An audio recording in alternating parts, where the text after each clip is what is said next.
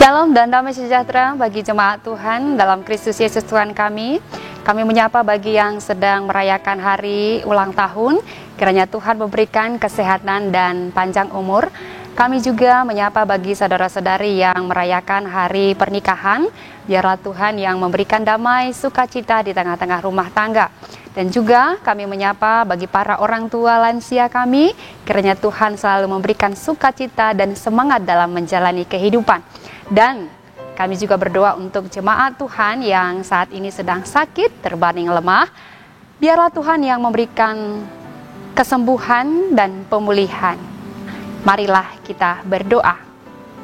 Damai sejahtera dari Allah dan kasih setia dari Kristus Yesus dan persekutuan Roh Kudus menyertaimu sekarang dan sampai selama-lamanya. Amin. Pada hari ini, renungan Jumat 5 September 2025 diambil dari kitab Matius 6 ayat 34. Beginilah firman Tuhan. Sebab itu, janganlah kamu khawatir akan hari esok, karena hari besok mempunyai kesusahannya sendiri. Kesusahan sehari cukuplah untuk sehari. Demikianlah pembacaan firman Tuhan. Dengan tema, apakah kesusahanmu? Yesus menekankan bahwa para muridnya tidak perlu terlalu khawatir akan masalah yang belum terjadi. Tetapi fokuslah untuk mengatasi masalah yang hari ini sedang terjadi.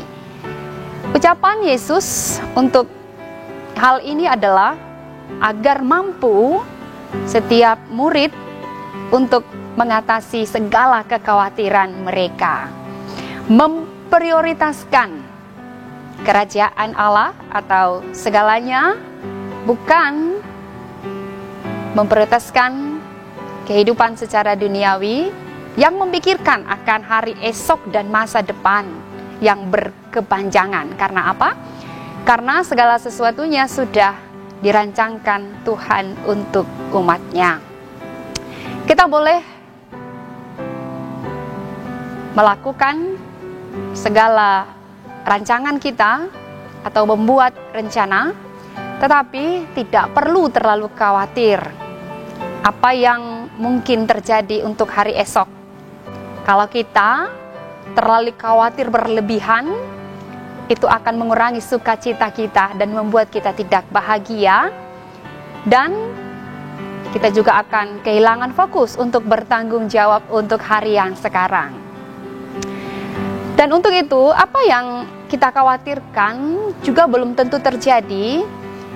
Nah, dari situ sering kita melihat kadangkala apa yang kita pikirkan tidak seburuk yang kita pikirkan untuk terjadi hari ini.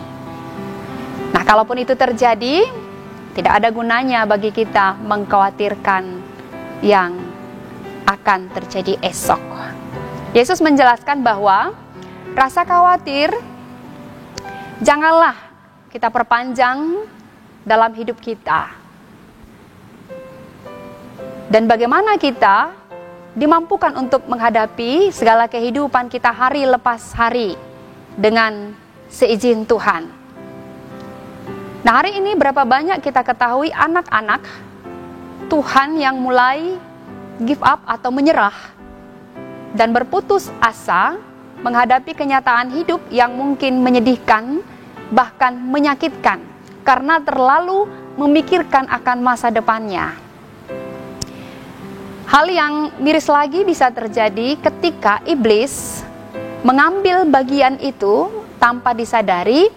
Banyak akhirnya anak-anak muda zaman sekarang ini terjebak dengan permainan iblis. Mereka tidak lagi menggunakan hikmat Tuhan, lebih cenderung kepada logika mereka, dan mereka keliru, dan pada akhirnya mereka akan putus asa dan kehilangan arah.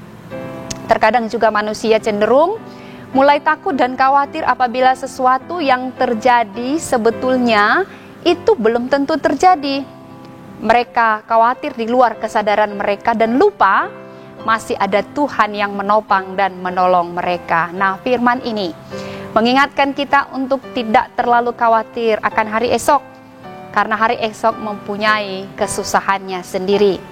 Hal ini menunjukkan bagi kita bagaimana sikap kita sebagai orang yang berjalan bersama-sama dengan Tuhan, sehingga dalam kesusahan kita dapat melewatinya. Oleh karena itu, yang pertama, marilah kita mulai hari demi hari meminta anugerah dan perlindungan Tuhan, penyertaan Tuhan. Mintalah hikmat dan pengertian Tuhan dalam melangkah, meraih cita-cita kita, meraih impian kita.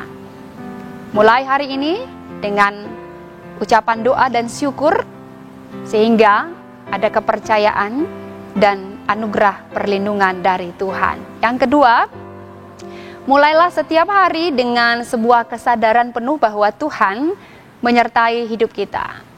Tuhan adalah Immanuel yang selalu ada dimanapun kita berada. Marilah mulai menjalani hari-hari kita dengan penuh ucapan syukur, tanpa bersungut-sungut dan berkeluh kesah.